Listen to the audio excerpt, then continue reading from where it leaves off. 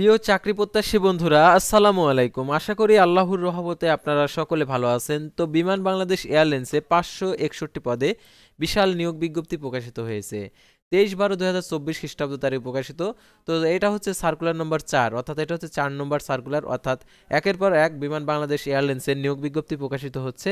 তো এই নিয়োগ বিজ্ঞপ্তিতে সাধারণত আবেদনের ক্ষেত্রে শিক্ষাগত যোগ্যতা, বেতন স্কেল এবং আবেদনের শুরুর তারিখ, শেষ তারিখ এবং আবেদন ফি কত টাকা আর আবেদনের পরীক্ষাটা কোথায় হবে, লিখিত পরীক্ষা হবে না এমসিকিউ পরীক্ষা হবে, এ টু জেড বিষয় আজকের এই বিজ্ঞপ্তিতে জানতে পারবেন। তাই ভিডিওটি সম্পূর্ণ দেখতে থাকুন। আর আপনি যদি অল জব নিউজ বাংলাদেশ এই চ্যানেলে প্রথমবার এই ভিডিওটি দেখে থাকেন তাহলে আমাদের এই চ্যানেলটিকে সাবস্ক্রাইব করে রাখবেন, notification bell button all press করে রাখবেন, এই ভিডিওটিতে একটি লাইক করে দিবেন। আর যারা আমাদের ফেসবুক পেজে ভিডিও দেখছেন, আমাদের ফেসবুক পেজটি লাইক দিয়ে ফলো করে আমাদের ফেসবুক পেজের সঙ্গেই থাকবেন। ডিসক্রিপশন বক্সে আমাদের ফেসবুক পেজের লিঙ্ক দেওয়া রয়েছে, তো এখানে ক্লিক করে দিবেন, সাথে সাথে আমাদের ফেসবুক পেজে নিয়ে যাবে। তো আমাদের ফেসবুক পেজের নাম অল জব নিউজ বাংলাদেশ। তো আপনারা ইচ্ছা করলে অল জব নিউজ বাংলাদেশ লিখে সার্চ করলে আমাদের ফেসবুক পেজটি পেয়ে যাবেন। তো যারা ফেসবুকে অ্যাক্টিভ থাকেন বেশি, তো ফেসবুকের মাধ্যমে আপনারা নিয়োগ বিজ্ঞপ্তির আপডেট জানতে পারবেন। আর যারা জরুরি প্রয়োজনে আমাদের সাথে যোগাযোগ করতে চান, দেখতে পারছেন এখানে হোয়াটসঅ্যাপ এবং ইমো নাম্বার দেওয়া রয়েছে। তাছাড়া ফেসবুকের মেসেঞ্জার অপশন রয়েছে, মেসেজ করে নিয়োগ সংক্রান্ত তথ্যগুলো জেনে নিতে পারেন।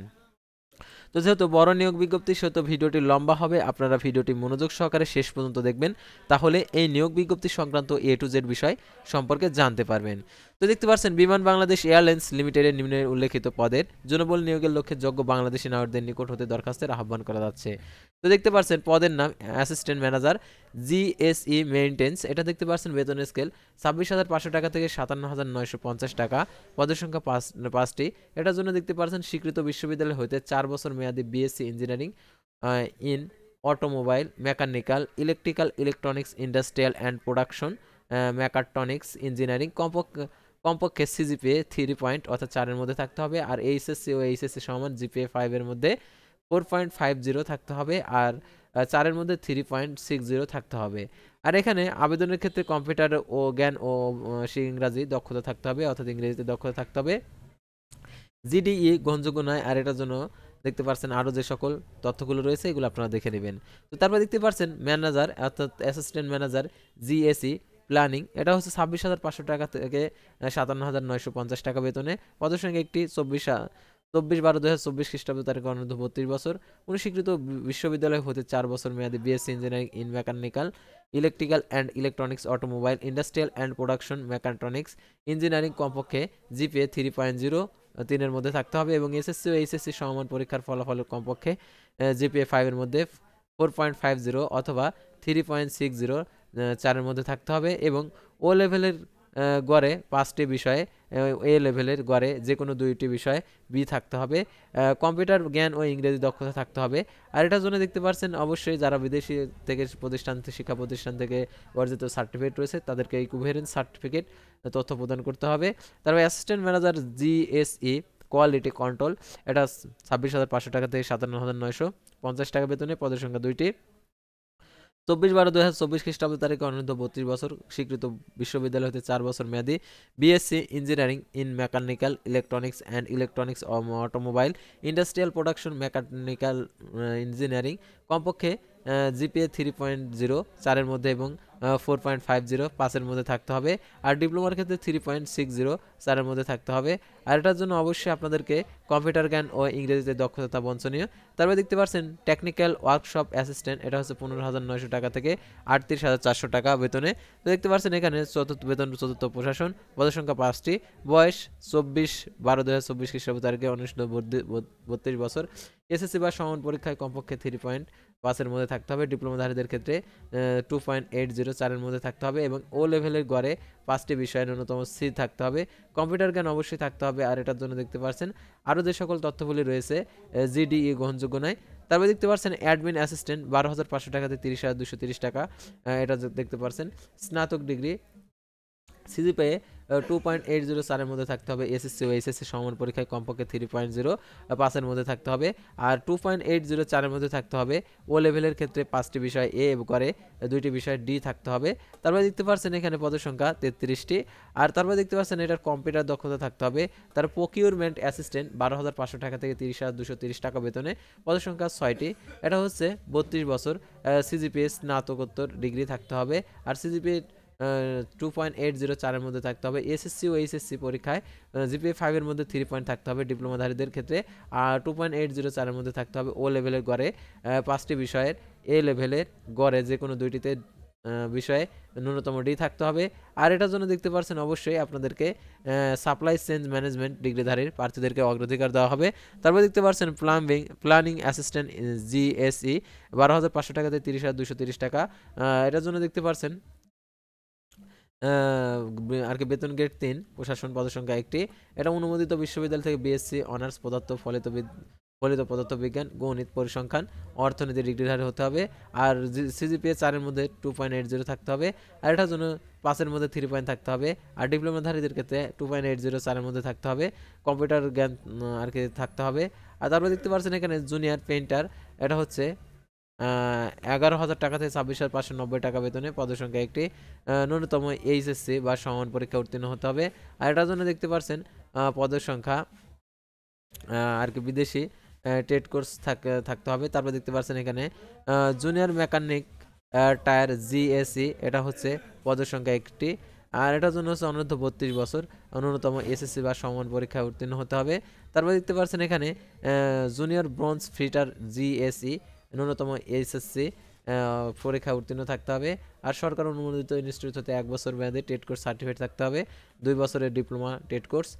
তারপর দেখতে পাচ্ছেন এখানে আরও যে সকল তথ্যগুলো রয়েছে এগুলো আপনাদেরকে অবশ্যই ফিল আপ করতে হবে।